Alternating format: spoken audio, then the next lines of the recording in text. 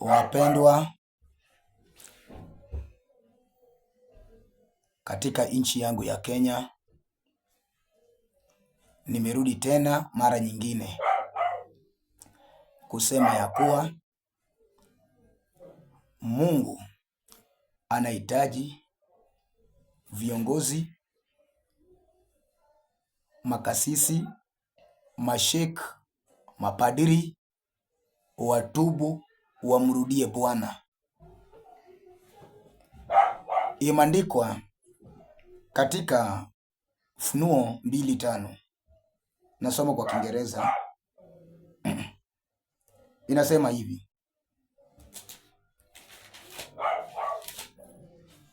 uisikie kwa makini vile hii Biblia inasema katika Funuo. Msipoisikia, shida itatanda. Inasema hivi: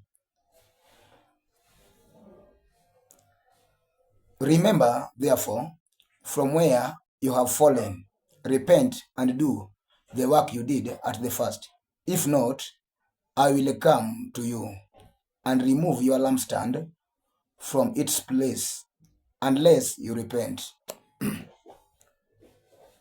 Biblia inasema huwa hatutendi yale tulikuwa tunatenda wakati wa kwanza, na tusipoangalia mahali tulianza kuanguka nayo, Mungu atakuja na nguvu zake na kutoa mwangaza yetu mali iliyokuwa iko.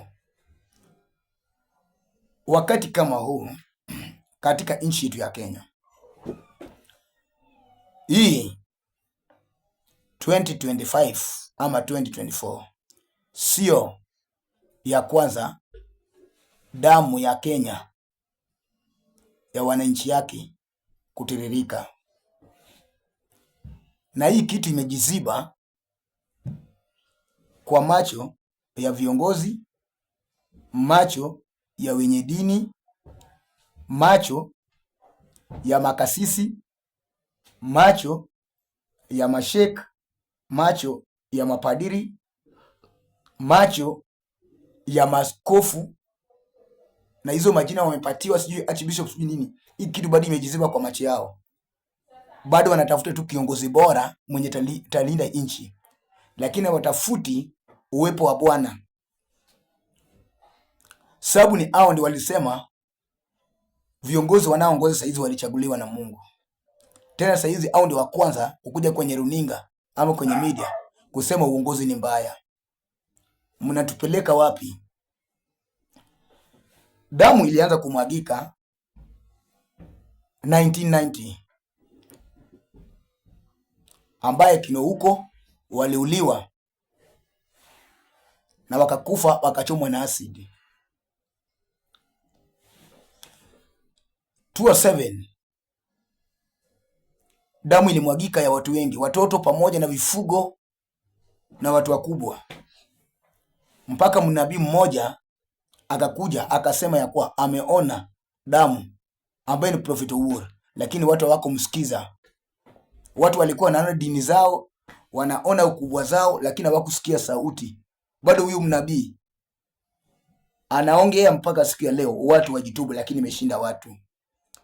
Mungu akaleta mpaka mnabii Ezekiel, akaanza kuwaongelesha, akasema ya kuwa hata mnaochagua rais, msiporudia Mungu, bado watu tarudi kwa barabara. Watu wasikii.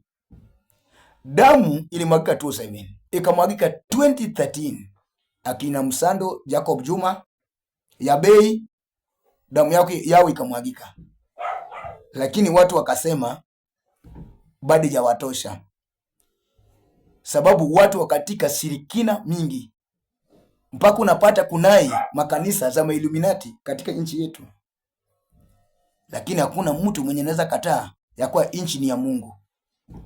Saizi mnatafuta kiongozi bora, mpaka mnasema tunataka mwingine mwenye anaweza tuongoza ili economy na nini irudi chini.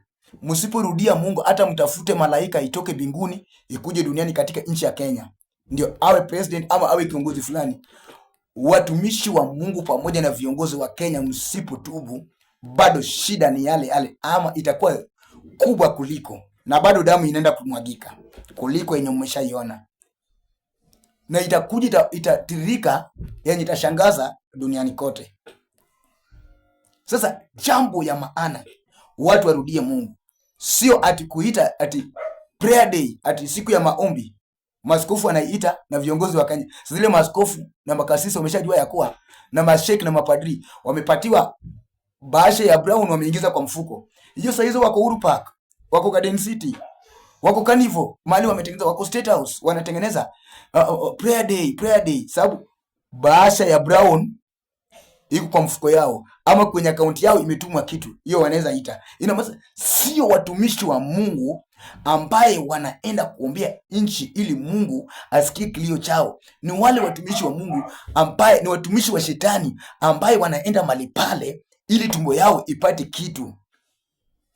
Saizi mtu akiwapatia pesa watasema this is God's chosen. Lakini kama pesa imekuwa nyuma, huyo sasa ni mbaya. Turudieni Mungu. Msiporudia Mungu, kunaye shida yenye itashuka katika nchi yetu ya Kenya ambayo kuzuia itakuwa ngumu. Na ili tuzuie hii janga ya damu kumwagika na kelele ya kila nyakati, lazima tumrudie Mungu. Katika bara la Afrika hakuna nchi iliyokuwa na amani kama nchi ya Kenya, lakini saa hizi Kenya ndiye nchi iliyokuwa na machafuko na maandamano na damu kumwagika kuliko nchi yote katika bara la Afrika. Turudieni Mungu ili Mungu atufunike na nguvu zake. Bila hiyo bado kunaye kilio kubwa sana. Mwenye sikio asikie, mwenye macho ambiwi tazama, mwenye mdomo ambiwi nena. Amen.